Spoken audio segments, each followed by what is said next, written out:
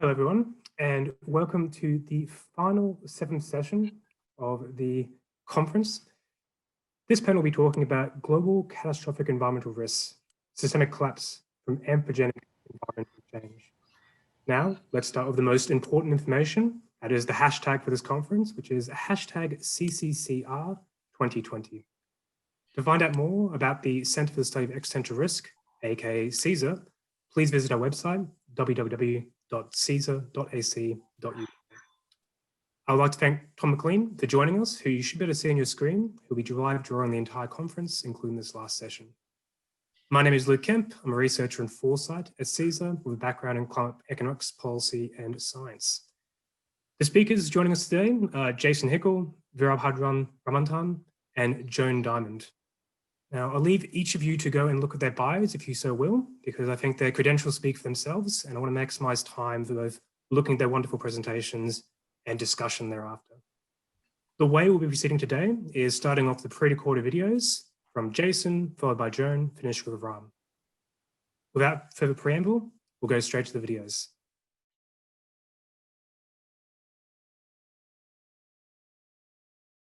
Hello, my name is Dr. Jason Hickel, and my presentation is titled Ecological Breakdown and the Degrowth Imperative. So just very briefly to set the stage, we've been asked to reflect on the plausible reasons to believe that global environmental change could result in societal breakdown or collapse within the coming centuries or a century. Now, first I should say that I'm not an expert in Earth systems research, but I do follow the field very closely.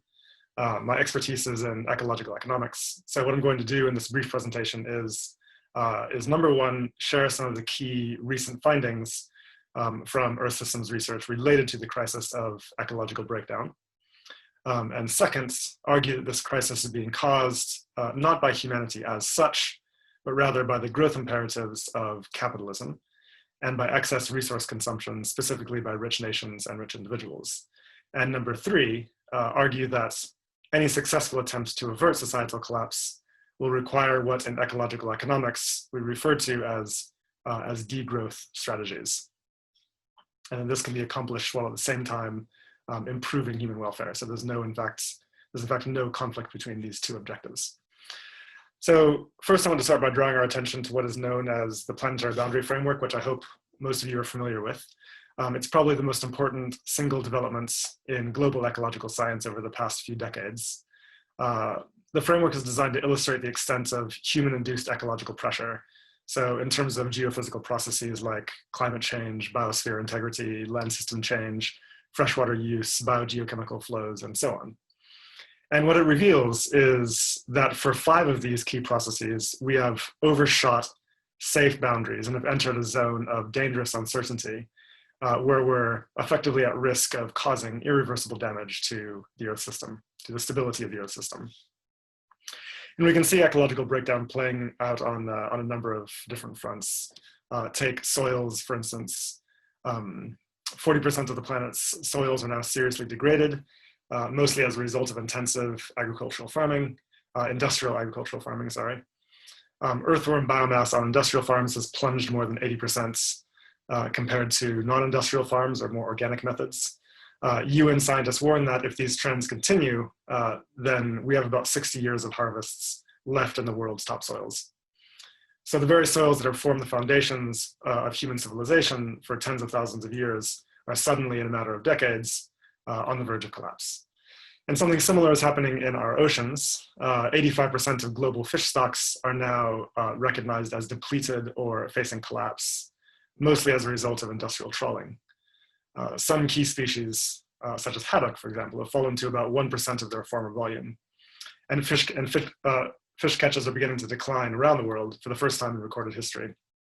In the Asia Pacific, for instance, fishery yields are on track to hit 0 by roughly the middle of the 21st century. So in the next 30 years. So marine species decline is also being driven by ocean acidification as the seas absorb our excess carbon emissions. On our present trajectory, ocean pH will drop by about 0.4 by the end of the century. And this is significant because during the last mass extinction events that happened about 66 million years ago, a drop of only 0.25 wiped out 75% of marine species. So this is of significant concern. Then there are insects. Over the past few years, alarming data has emerged from Europe showing that insect populations in places like Germany and France and Britain have collapsed by up to 75% in the past few decades. And this sounds dramatic, and it is, but it's also in line with the general trend in biodiversity decline. According to the UN panel on biodiversity, research published, or a meta-analysis published last year, the number of all birds, mammals, reptiles, and amphibians has dropped by more than half since 1970. And species loss is now happening at a rate of up to 1,000 times faster than before the Industrial Revolution. Now, climate change is already having severe impact on human communities. And we see this in the media all around us, of course. Droughts are ravaging much of the global south right now. In Somaliland, just to cite one example, 70% of livestock have recently been wiped out by drought. Droughts in Central America, as we know, have been driving mass migration to the north. In the Middle East and North Africa, a number of armed conflicts have been attributed primarily to climate change as a deep structural driver. And remember, it's important to keep in mind that all of this is happening at only 1 degree of global warming. Things, of course, are set to become much worse. The commitments that nations have made to reduce emissions under the Paris Agreement so far are so inadequate that even if all of them are upheld, and there's no guarantee of that, we're headed for more than 3 degrees of warming this century within the lifetime of present generations. Okay. Now, what will this business as usual scenario look like? Well, between 30 and 50% of species could go extinct by the end of the century at this rate. And for human communities, aside from displacement due to sea level rise, which I won't discuss now, probably the main concern has to do with food. Yields of staple crops are projected to decline by around 30% this century. The IPCC warns of what they call multi-breadbasket failure and I quote, sustained food disruptions globally, with famine striking a number of regions at once, making them very difficult or even impossible to manage. On top of this, large parts of the planet we know will become physically uninhabitable, displacing, according to recent research published and reported in the New York Times, up to 1.5 billion people by 2070. So that's a quite brief time period. To put this in perspective, right now there are around 65 million people displaced, and it's already causing fascist movements to rise and international alliances to collapse and so on. Multiply that by a factor of 20, and it's clear that climate change is likely to trigger unprecedented political instability. So we tend to refer to this as the Anthropocene, an era where human impact is reshaping biophysical processes at a planetary level. But the language of the Anthropocene actually has it wrong. Not all humans are equally responsible for this crisis. It's not a crisis caused by humans as such. So take emissions, for instance. We know that 92% of total global emissions in excess of the planetary boundary, which is 350 parts per million concentration of CO2 in the atmosphere, have been caused by rich nations of the global north, mostly the USA, which is responsible for 40%, and the EU, which is responsible for about 29%, okay? So the global south, which has the vast majority of the world's population, has contributed only 8% of total excess emissions. So their responsibility for climate breakdown is very minimal. Something similar is true of resource use, which is a key proxy that we use for a wide range of ecological impacts.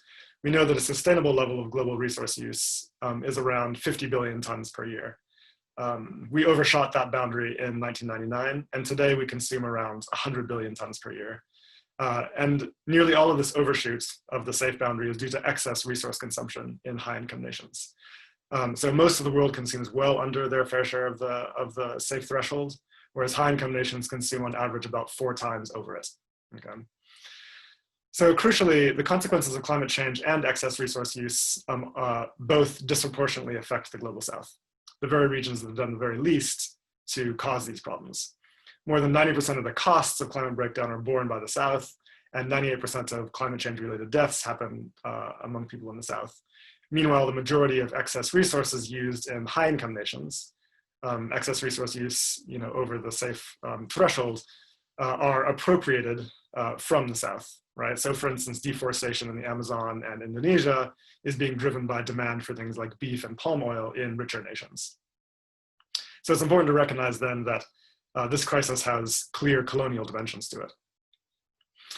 Now, ultimately, this crisis is being driven by our economic system, which is capitalism. And let me sort of briefly explain what I mean by capitalism here. When people tend to think about capitalism, they typically think of things like markets, trades, businesses, and so on. But this is actually not quite accurate. Markets and trades we know have been around for thousands of years, and capitalism, by contrast, is only about 500 years old. So what makes capitalism distinctive is that it is organized around and dependent on perpetual growth, by which we mean ever increasing levels of extraction, production, and consumption. So it's the first and only economic system in all of human history that is intrinsically expansionary. If it doesn't grow, it collapses into crisis. So capitalism needs to grow by a rate of about 3% per year. And this might seem like a small increment on the face of it, because we're used to thinking of growth in linear terms. But remember, this is a compounding exponential function. So 3% per year amounts to doubling the size of the global economy every 23 years, or multiplying by a factor of 10 during a single human lifespan. This would not be a problem if GDP was just plucked out of thin air, but unfortunately it's not. It's crucial to recognize that growth is tightly coupled to energy and resource use. And this has been the case for the entire history of capitalism. For a while, there was some hope that we might be able to dematerialize the economy through efficiency improvements, leading to what we call green growth. But these hopes have been proven to be empirically baseless in the scientific literature. In fact, efficiency improvements increase the level of output per unit of resources and energy, but they also lead to an overall increase in total energy and resource consumption. Okay. So what will it look like to arrest these trends in ecological breakdown if we can't rely on green growth hopes and so on? Let's start with the question of climate change. The IPCC indicates that in order to keep global temperatures under 1.5 degrees, global emissions must fall by half in 10 years and reach 0 by the middle of the century. Now, remember, this is a global average target, and under the Paris agreements, high-income nations have a responsibility to reduce emissions much more quickly, given their disproportionate contributions to historical emissions. So scientists indicate this will require getting to 0 no later than 2030. Okay, so 0 by 2030. The problem here is that it's not possible to accomplish this while pursuing economic growth at usual rates.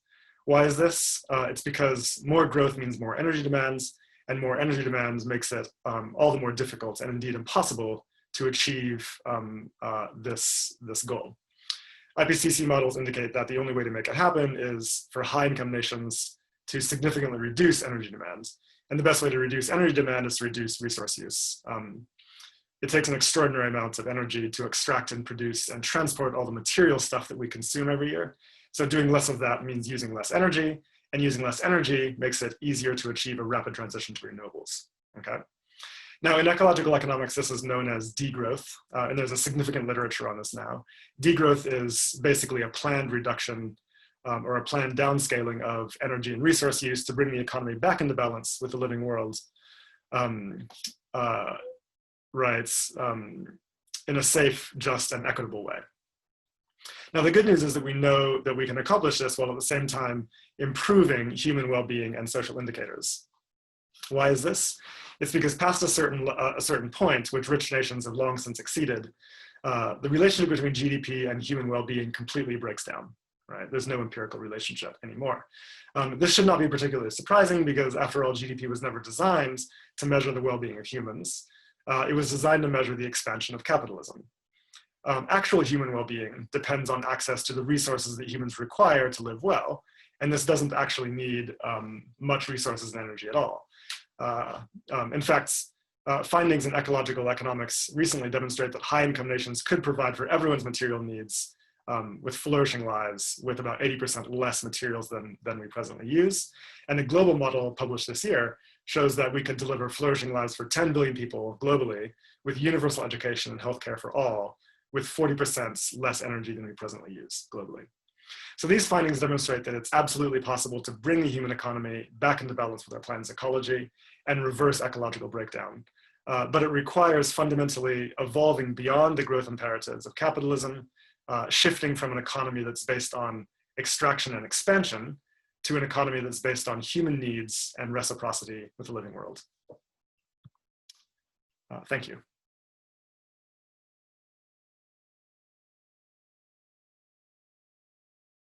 Thank you for this opportunity to explore the existential risks facing civilization. Global environmental change has put a compelling future at risk. We face an increasing possibility of societal collapse. I hope I'm wrong, but I'm not optimistic. Whether it is this century or next doesn't matter, because both require us to change fundamental behavior now to reset the human enterprise. Kirk Smith, recently deceased professor of global health and climate and health at Berkeley, would say that the challenge is to bring the future forward. The future is not 100 years from now, it is now, and we must at a minimum meet it halfway. These are my grandchildren. At the end of this century, they will be in their early 80s. And what environmental scientists and climatologists tell us the world will be like in 2100 is not for some hypothetical people of the future. It is for people living now. It is for Miro and Zoya. Today, we see people dying unnecessarily, isolation, public services unable to meet the challenges, governments failing to lead, but we still fundamentally believe that this is just a blip. We will go back to some sense of normal. We are destroying our environment by depending on the fallacy of infinite economic growth, through the overconsumption of the wealthy, overpopulation, and loss of our moral compass. In the next few minutes, I'm going to fly over this landscape with snapshots of the science, the systems, and the savoir-faire. To help us do this and talk about the science, I've invited Paul Ehrlich to join us. Humanity is now facing a series of existential environmental problems that are sadly not well recognized by society. The one that is best recognized is climate disruption, but few people seem to understand that the most serious problem there is likely to be its impact on agriculture, which is utterly dependent on a stable climate. But of course, there's also sea level rise and other factors combined with it. But the real threat is to agriculture and possibly of massive starvation. It also, climate disruption interacts with biodiversity, that is the other organisms on the planet, which we are, the systems which we are part of, and which we also depend on for our food supply, pollination, and so on. So loss of biodiversity, extremely important, and tied in with that is toxification of the planet, the production of thousands of synthetic chemicals, many of which are extremely potent in tiny doses as opposed to large doses. And we're seeing effects of that on biodiversity and on ourselves, because, for instance, there is growing evidence of a great drop in sperm count in human beings, which would be a method of population control that at least I would not think would be a wise way to go. Is, of course, land use changing as a way of attacking biodiversity, which is one of our existential problems. And quite basically is the balance of imbecility. That is the huge numbers of nuclear weapons, some on hair trigger alert, which could be used purposely, or we could have an accident. There have been a fair number of accidents in the past, and a large-scale nuclear war would make our problems much, much more serious. It's not at all clear whether or not, it's certainly clear that society is on the road to a collapse. Whether it would lead, in addition to the extinction of humanity, depends on what sort of collapse we have, what sort of luck there is, and whether or not we are able to preserve through the collapse some of the knowledge that humanity has accumulated over the last few hundred years of how the world actually works. We're in a very tough spot, and sadly, nothing of significance is being done to make it less tough. Almost everything we're doing is worsening the situation. So the vulnerability and fissures in our social systems amplify the risk and accelerate the deterioration in our environmental systems. It's a feedback process, an interdependent process, an interconnected process, and it's a downward spiral with which we're familiar.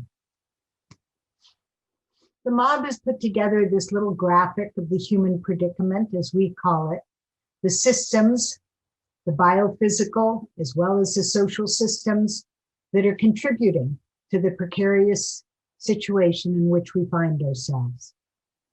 Human behavior drives all systems and the biophysical vulnerabilities.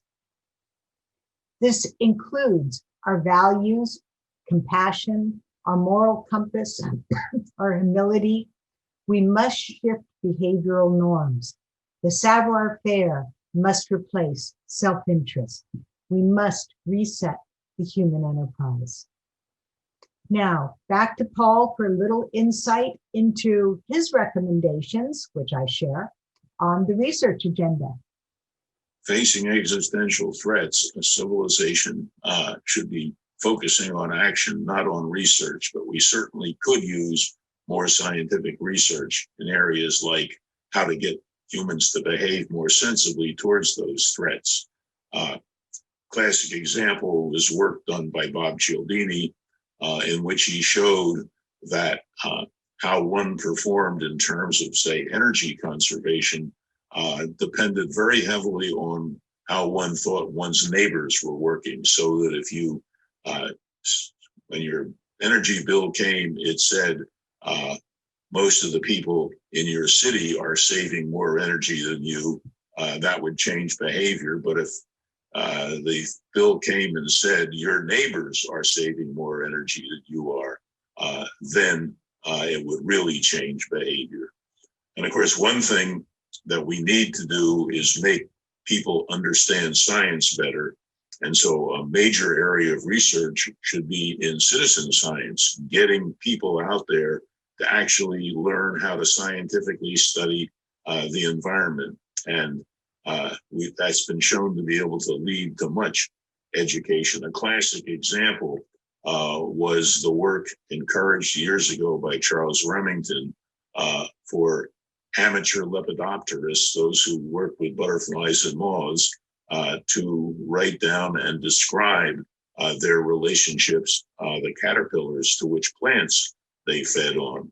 And this led to a huge body of information on the food choices of butterfly larvae, butterflies, caterpillars, and led to the entire field of coevolution, which is a major field of science today. The name of the game is uncertainty. We must maintain our humility. The more we shout, the less we're going to be heard. We shouldn't be afraid to talk about risk. This is my main message. People are familiar with risk. They live with it every day, and they know something is wrong, and they're worried about the future. It's how they connect those dots that is in question.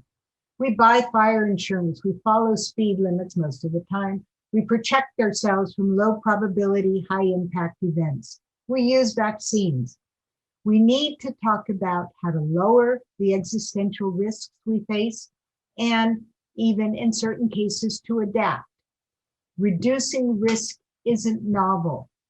Scaring people doesn't work.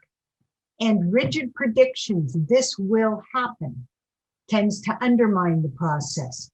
Respect the wild cards, honor the feedback, honor what we don't know, but also, obviously, honor what we do know and what the science tells us. I think we're familiar with the 3 E's of educate, engage, and empower. Most in this room and virtual room are involved and focused on the education, the knowledge base, though many are also involved in the engagement, what actually can be done, which is sometimes picked up by NGOs, school systems, community groups. All of these areas need work. And then that somewhat mystical, but ever important issue of empowerment. How do we empower people? Our goal is a compelling future, which looks like a distant goal or a distant aspiration at this point. Recently, a young person told me that old folks talk about collapse, young people talk about the future. I would add to that, in my experience, emerging economies understand the issues of collapse, understand those scenarios, but the focus is on the future. So our job is to bring the future forward and to act accordingly now. Thank you.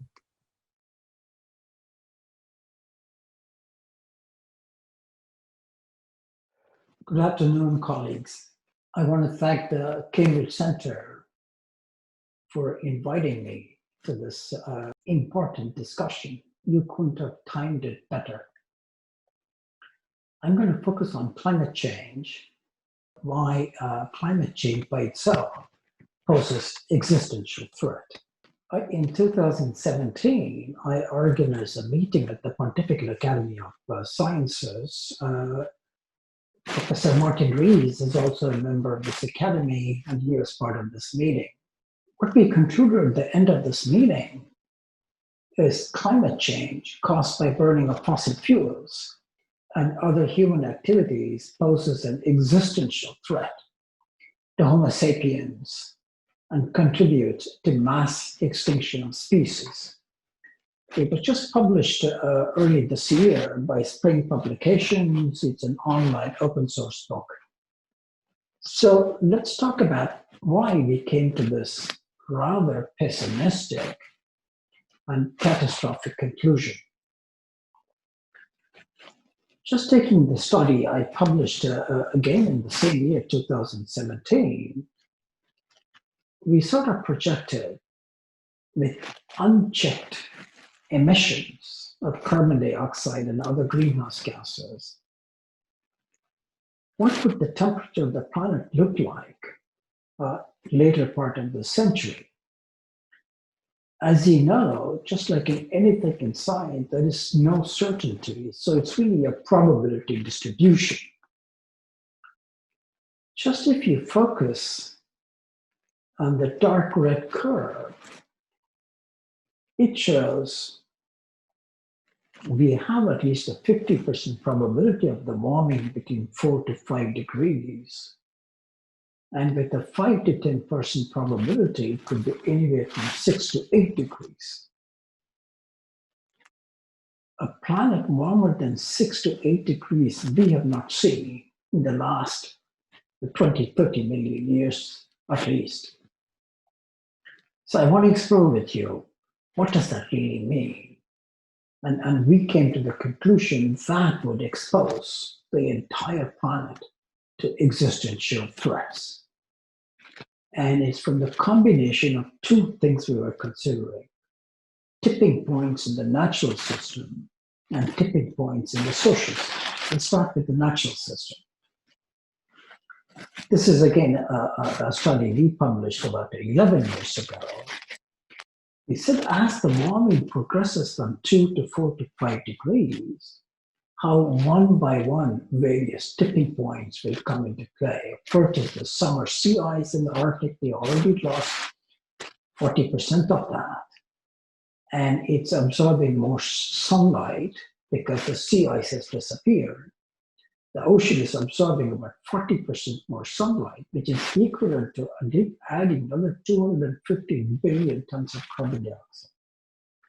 The second was the Himalayan Tibetan glaciers, and by the time we go past 2.5 degrees, it's the Greenland ice sheet, the Amazon rainforest. And so we're slipping into a permanent El Nino southern oscillation pattern, the thermohaline circulation, and of course the West Antarctic ice sheet. So these are the natural tipping points we need to worry about as the planet heats beyond 2 degrees.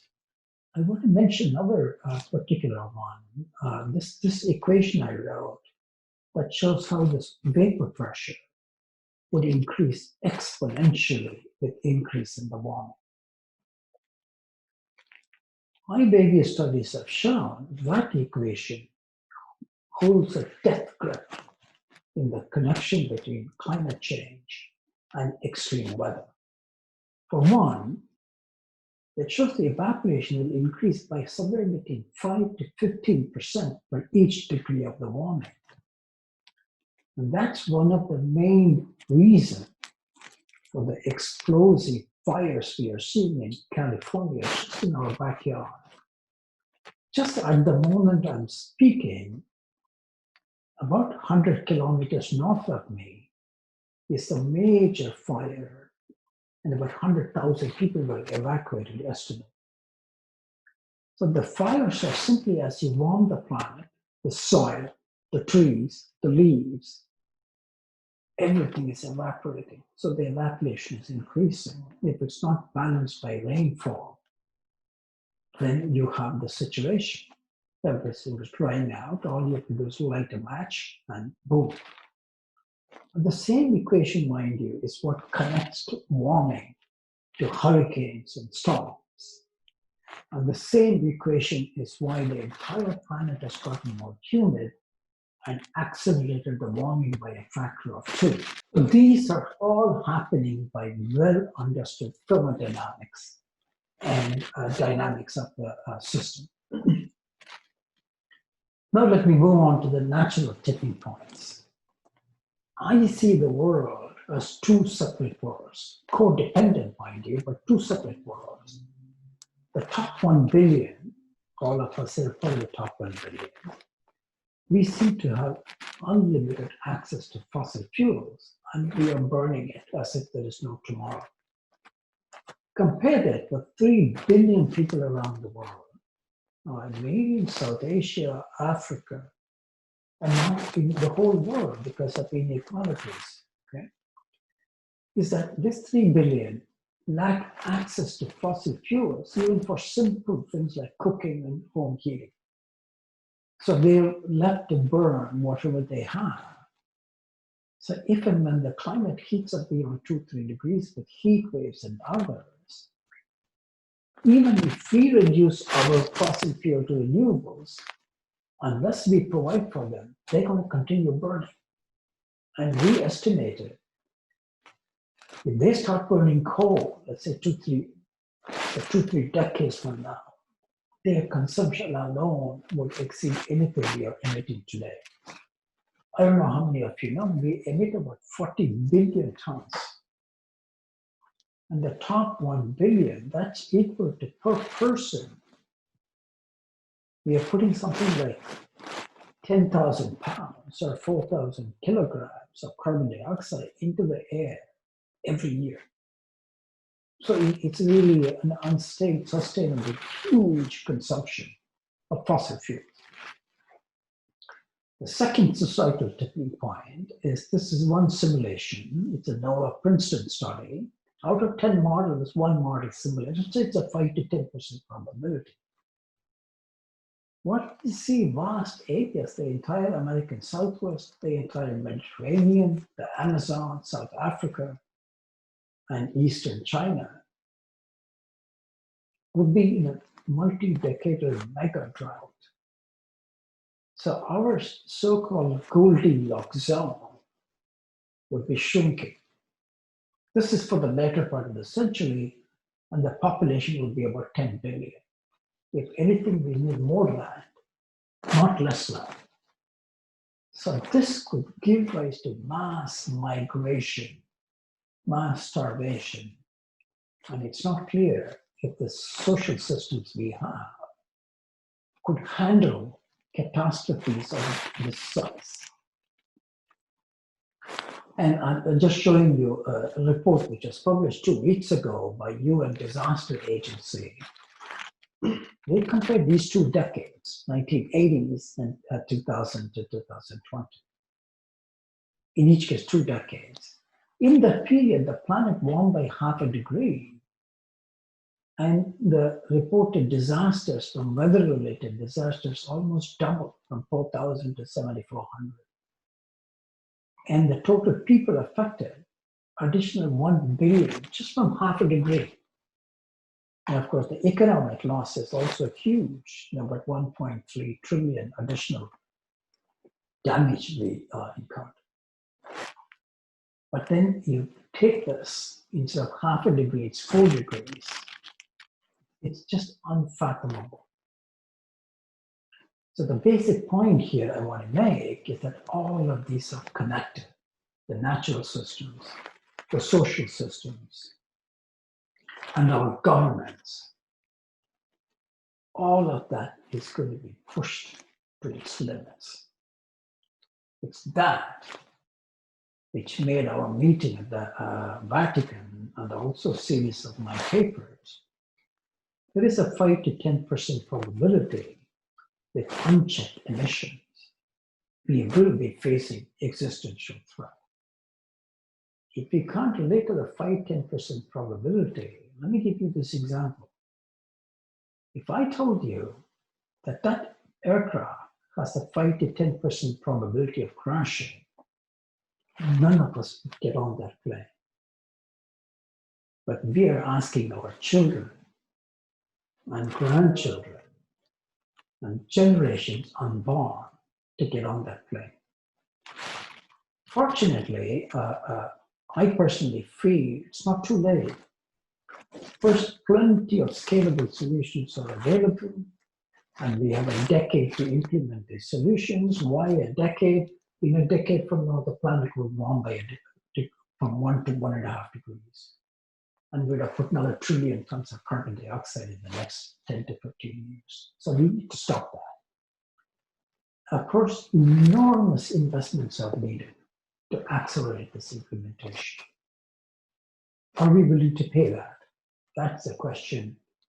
And I think we need to bring the attention of this potentiality of the existential threat to the public. And I'm so thankful to this Cambridge Center for bringing this issue to the fore. Thank you very much.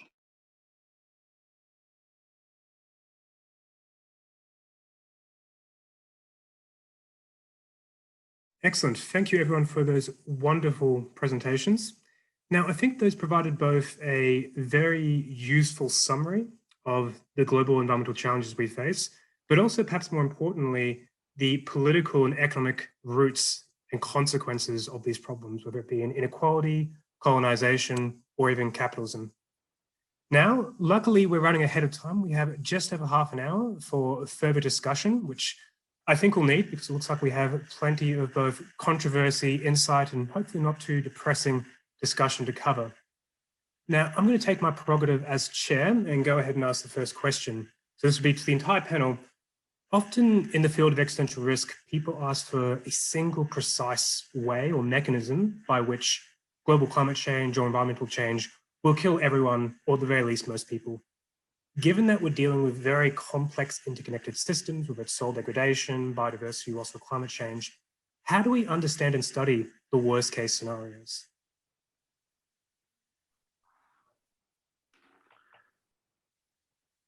I mean, this is not exactly my area of expertise, but I'll just add very briefly that I think that for me, the major concerns are food supply collapse and political instability driven by mass migration. I mean, I think that Professor Ramanathan will be much more familiar with the models on these, and so I'll defer to him. But in terms of my own research, that's what I'm really concerned about. Thank you. All of you, just feel free to call me Ram, and that's how I go by. Look, I think the key issue here in studying these is that each of us is in our own box. I'm in the natural science box, but it took me 40 years of research to understand how everything is connected. And we just can't study or understand the true nature of this collapse if you just look within the ecosystem.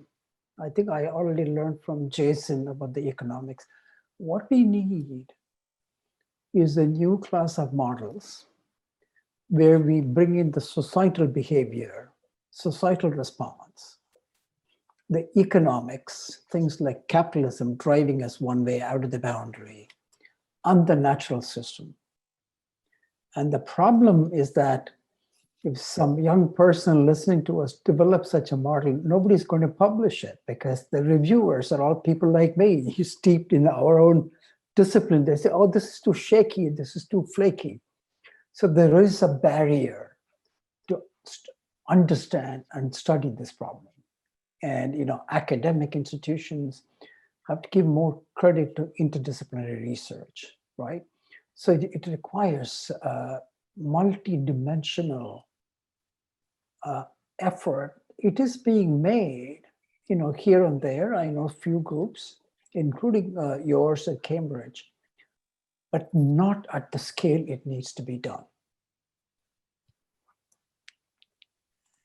Excellent, it's very useful. Joan, I think you may have been away and missed the question. We're just discussing, people often ask for a precise mechanism by which global environmental change, whether it be climate change or biodiversity loss, can lead to potential human extinction, or at the very least, kind of widespread mortality. But given the complexity of the problem and the interconnected nature of planetary boundaries, how do we understand and study these worst case scenarios? Yes, I did lose my connectivity. There was some flash of light and the internet went out. So while I try to figure out if the world's ending out there, given the intensity of it. So are you asking me that question now or just bringing me up to speed? No, just asking you a question now. I think that the use of the worst case scenarios is a useful but dangerous path and not the most important path to be on. Primarily because, of course, it depends upon how one defines the worst case. I have found that the worst case scenarios do very little to motivate changes in behavior. That doesn't mean you hide those from people, but if part of the effort is to bring a broader representation, a broader part of our society, true civil society, in the sense of not just those people, academics who are already involved in the issues, the NGOs who already identify with the issues, but that if change is going to come when we can bring in a broader group of civil society, the worst case scenarios are not going to be what motivates the change. Now that doesn't answer your question about what to do with the worst case scenarios, but maybe I'll just stop there, that I'm not sure that's the, it's important to have those, it's important to understand them, but when we start looking at the sorts of changes that Jason was talking about, that Ram alluded to in terms of how we conduct business within the enterprise, it's not going to be the worst case scenarios that are going to make those major shifts. Excellent, thank you, Joan. I think that actually answered at least a deeper part of the question very, very well. Now, our next question reminds me of the old cliche that it's easier to imagine the end of the world than the end of capitalism. Now, this question is from Zoe Kramer. Given climate change and continued risky technological discoveries, is long-term continued economic growth and capitalism compatible with human survival? I think everyone's probably going to have something to say on this very saucy topic.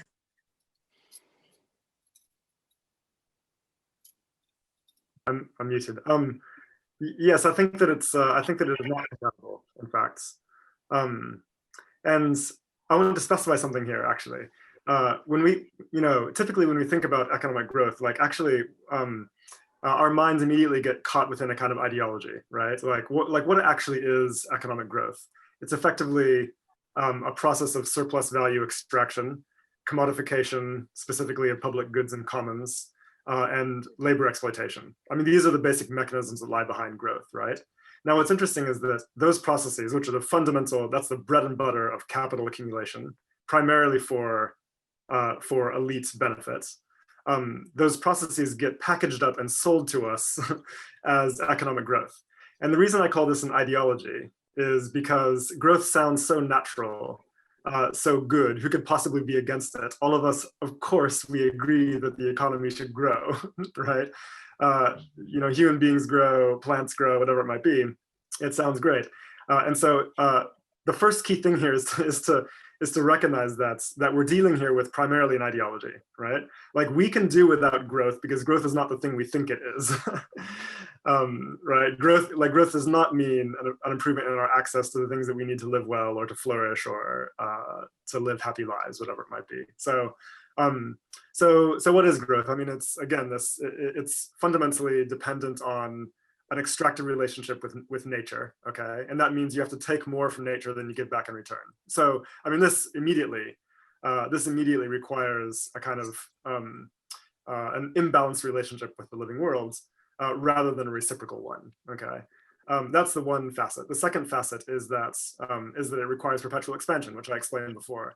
And so you have these it requires an ever-rising quantity of energy and raw materials. And these are fundamentally incompatible with planetary boundaries. They're incompatible with long-term organized human civilization. And yet the language of growth is so absolutely powerful that it has us all locked in its grip, regardless of what political persuasion you come from. If you're a militant union member, you're still going to buy into this idea that we need more growth, right? And if you're a fossil fuel executive, that's also going to be your mantra. I mean, it is literally the most hegemonic ideology on our planet right now. And shaking that ideology and questioning it and cracking it open is going to be absolutely key to our survival. I think we have to recognize that, like, ultimately, like, what's the real problem here is accumulated capital. Accumulated capital is extremely dangerous because it has to find an outlet somewhere, and it has to break down whatever barriers it encounters in order to get that outlet. And so we should recognize that the threat here is not human behavior, okay? It's not human society. The threat here is accumulated capital. And until we recognize that accumulated capital is an existential threat, I think we're in trouble. And that's not part of our discourse right now, right? We don't see accumulation as a problem. But what's interesting actually, like, okay, capitalism is a unique kind of system. It's new, but we know that historically, whenever there have been patterns of extreme inequality and over-accumulation, there has almost always been ecological collapse of some kinds. I mean, this is the biggest single predictor of ecological collapse and societal collapse is high levels of inequality. And the reason is because, like, social systems are part of ecological systems. And if you have a social system organized around accumulation at the top, then your relationship with your ecology is going to be fundamentally extractive, and that's dangerous. So I think, these are actually the threats here. The threat is not what happens to the natural world. The threat is the process of accumulation. Mm-hmm. Excellent. Seems to be a very strong no in that case to the idea of it being compatible with human survival. Joan? I'd say it's a no. And the sooner we recognize that, the better, I would say, because, if you think about the growth rate of capital now, right? Within the next century, it's going to multiply by a factor of 10. Like, that's how this growth rate works. And that's what, major economies and corporations are planning. That's the objective. And if you imagine, like, the kind of impact that our existing economy has on the planet, multiply it by a factor of 10, add tipping points and long tail risks, and you're in a position of extreme disaster. So it's not compatible. No, I mean, either we have some sort of mechanism whereby the economic system itself forces growth rates down, which will happen to some extent, a kind of secular stagnation, or we force it down ourselves by being rational. I think that's very thorough. Thank you, Jason. Moving on, Joan, do you agree, out of interest? Well, mostly I have questions. I mean, I'm not going to weigh in with a agree, disagree. And the core of the question is, how does can I ask Jason a question? Is that fair? Yes. Yeah. How does the accumulated capital exist outside of human expectations, belief systems, and then behaviors? I mean, as I listen to you, there seems to be a separation between the two. So the spotlight should be on the accumulated capital. The problem I'm having is how that accumulated capital exists outside of basically the belief systems of the society. It's a good question. So I'm trained as an anthropologist, an economic anthropologist. And of course, as an anthropologist, we insist on, on recognizing some interplay between structure and agency at all levels. But when it comes to capital, we tend to refer to capital as animated in its own right. And the reason is because like people behave in accordance with capital's requirements rather than the other way around, right? So like for example, at the level of ordinary people like us, although you all are extraordinary, we consume, we're under extreme pressure to consume. Like we're not naturally consumers. We quite often consume things we don't want to or don't need or whatever. We're under heavy pressure to consume because we live in a system where, that requires perpetual increases in consumption every year, okay? If the system didn't have that pressure, then we would not behave this way, presumably. And we can imagine a life in which we might not. And this is true also, okay, so we know that overwhelming majorities of people in our empirical studies, in the region of 70% of people will routinely sacrifice immediate financial gain in order to sustain resources indefinitely into the future. Now, this makes no economic sense, and yet people behave this way. This is a widespread tendency in human behavior. And yet our economy is organized in such a way that makes that an impossible outcome. Like we have to sabotage existing resources for the sake of financial gain. And that's because that's an imperative of capital. And so somehow our behavioral tendencies run against the grain of capital, and capital pushes us to behave in ways that we might otherwise choose not to. And that's true of CEOs as well, who believe they're doing good things for the world, et cetera. But in fact, they're bound to in some cases, legal imperatives to maximize shareholder returns and to gobble up their competitors and whatever it might be. So I think we have to think about the structural determinants of human behavior and human beliefs. We have quite a few questions to get through, so I'm just bearing that in mind. I think it might be good to quickly move on. So before we do, but Ram, very briefly, what do you think of this question? You spoke briefly about inequality, but do you think that long-term economic growth and capitalism is compatible with essentially solving climate change and human survival more broadly? I think if you just separate climate change for all the problems we heard today from Jason and John, that problem is a solvable problem in spite of all these issues. So I'll just give you a simple example. All we have to do is electrify all the end use, your cars, your heating, your everything, and generate that electricity with solar. Okay. And in fact, I talk to conservatives in America. I go through the churches. I tell a farmer in Iowa, it doesn't matter to me if he or she has a huge car, or a SUV, provided it's electric, and she or he has a rooftop solar. They're not bothering the climate. There is an issue of resource consumption. So that's why climate change becomes so complex. It just left by itself, it can be solved. I think the problem, Luke, why, at least let me just talk about America, why it's not being solved is that we don't have public support.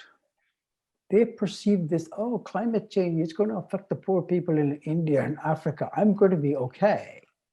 But that dynamic is changing. In California, we are seeing millionaires' houses burned over in 2 hours, okay? So I expect the public support will come in 10 years when the warming crosses 1.5 degrees, because it'll be sitting in your living room, everyone's living room, just like COVID. But the problem is 10 years, we can't wait.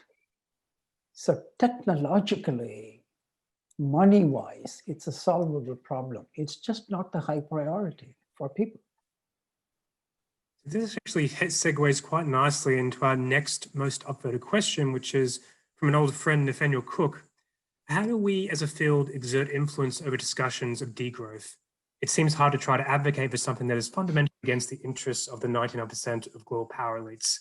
For example, people often clap for Greta Thunberg, but then ignore most of the things she says. So we might actually do a reverse order this time. So we'll start with Ram and then work our way back to Joan and then finish up with Jason. So what was the question there? I heard your statement. I didn't hear the question. So the question was, if we want to try to degrow the economy, but it is against the interests of not just the potential of the public, as you mentioned, but more importantly, power elites, how do we essentially push forward with this issue? How do we minimize resource use? I completely buy the argument of degrowth, which Jason said, but I don't think that's needed to solve the climate change problem. Climate change problem is we are using outdated technology to grow fossil.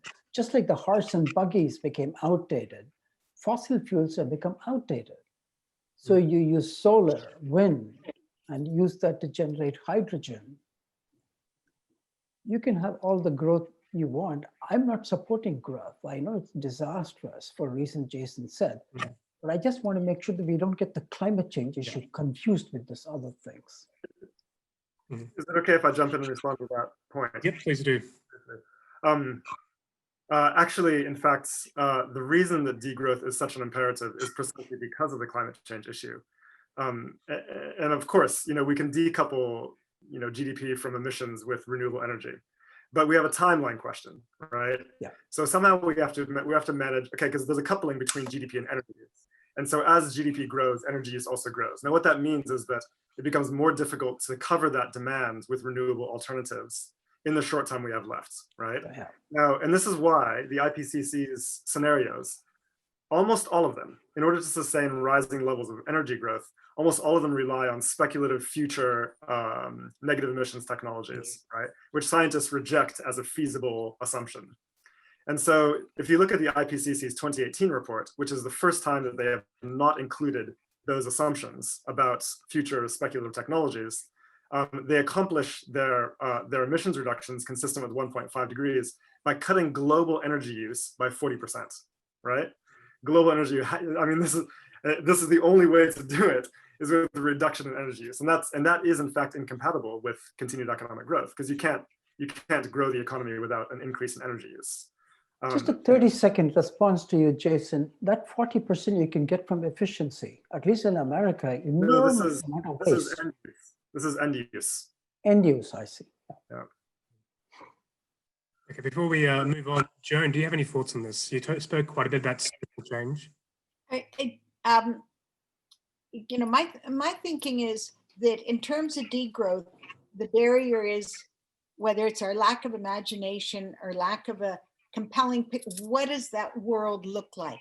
So the word degrowth triggers fear and resistance and a negative.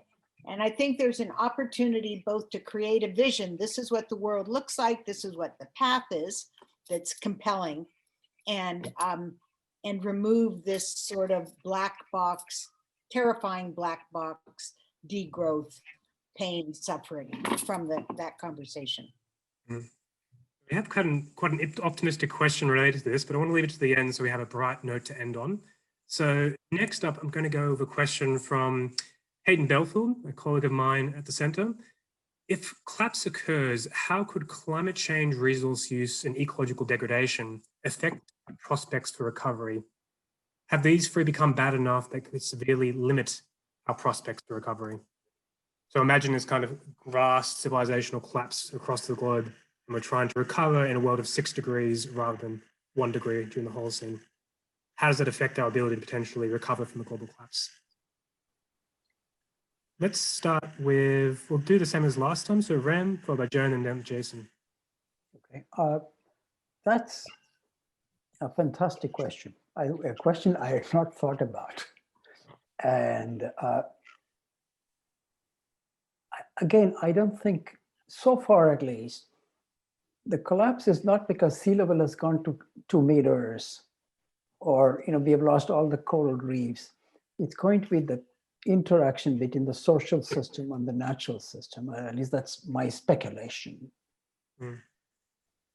And where I'm thinking the mass killing is going to happen is spread of the vector-borne disease, and half the population losing their property and all that. So mass migration, and So that's why I'm thinking there'll be a systemic collapse.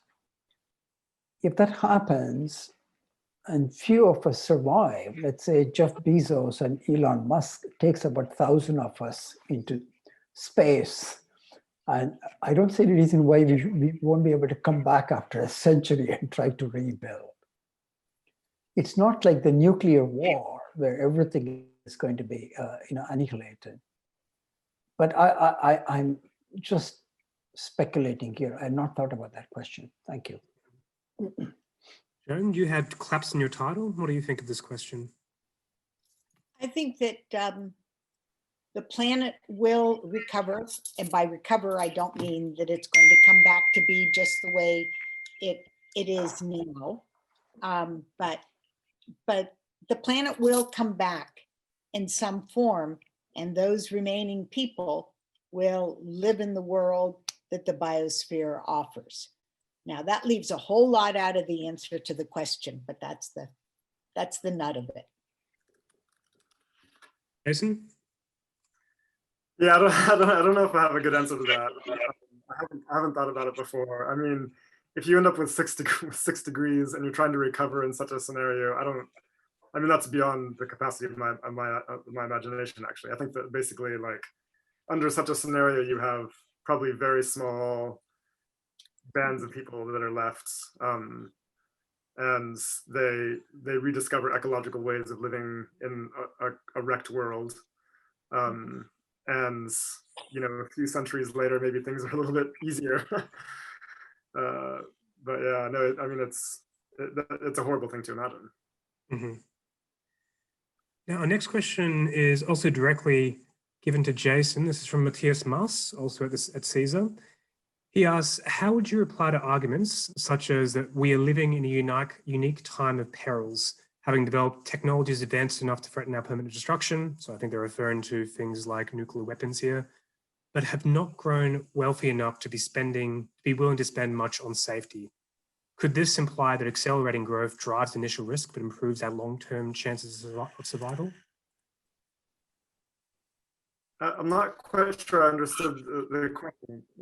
So I think the rough question is that we currently already live in a world of very risky technologies, and the problem is that we aren't wealthy enough to be willing to spend much on safety, and that we may have to actually become more wealthy to kind of spend in the long term. So kind of a Kuznets curve phenomena, I think there are. No, I disagree with that. And the reason is because okay, so I mean, of course we need money in order to do lots of important things that we do for our safety, right? So for example, the transition to renewable energy requires quite a lot of investments. And, you know, regenerating ecosystems might require investment as well, et cetera, et cetera. So, but the thing is that this idea that we need to grow more in order to do that it has no grounding in the empirical literature, right? So we can redirect existing finance in order to accomplish the goals that we have, right? So if we need like better public transportation technology or solar technology or wind technology, we can do that now with, you know, the necessary public subsidies and financial instruments that can effectively redirect private finance where we want it. This is not difficult to do. These are strategies that have been used widely in the 60s and 70s. It's just that they've fallen out of our playbook in the neoliberal period.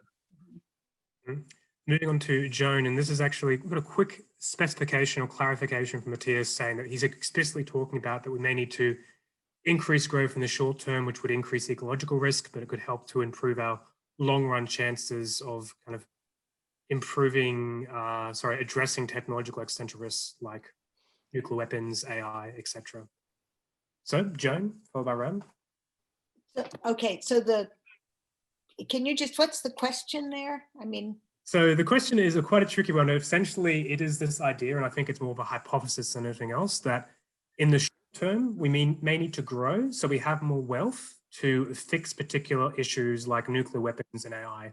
The assumption here being that apparently you need to be more wealthy to fix these problems. And that would, of course, make environmental risks worse. But anyway, that's just the question. And I would just say that I can't particularly in this moment do the arithmetic to follow that logic or path. I mean, I understand the question. If the imperative on the growth end, degrowth end, is so great that we need to look at how we're allocating our resources, where we're investing what we have, how we're spending, not saying we need more in order to protect against something in the future. Yeah.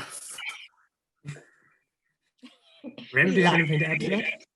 No, I'll just leave it to what Jason and Joanne replied.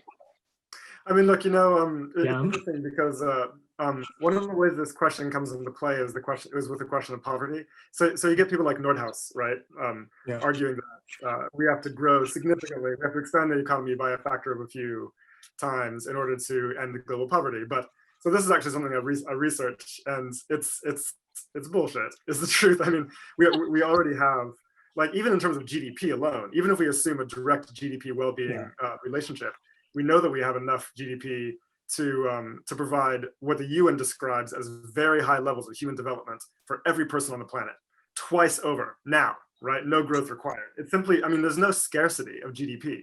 There's inequality, right? So the richest 5% in the world capture 50% of global GDP, which means that half of all the resources and emissions that we're doing is done to make rich people richer, and that's clearly ecologically insane. Yeah, I'm going to just briefly add to that the key assumption here seems to be fundamentally flawed. Right now, it would cost approximately 1.4 trillion, according to some extents, to decarbonize by 2050. The US alone spends roughly 90 billion on its military. A large amount of that obviously going towards nuclear modernization over the next 50 years. So it seems that the problem is not a lack of wealth, it's that we're intentionally funneling it into enterprises like the military industrial complex, which actually increase existential risk. So heavily go against that question as well. Anyway, on a more positive note to finish up, we have a question. Luke, we lost you. Yeah. Ellen, particularly to Ram, but I think the others may have some proposing assistance. Luke, we lost okay. you. We didn't hear you.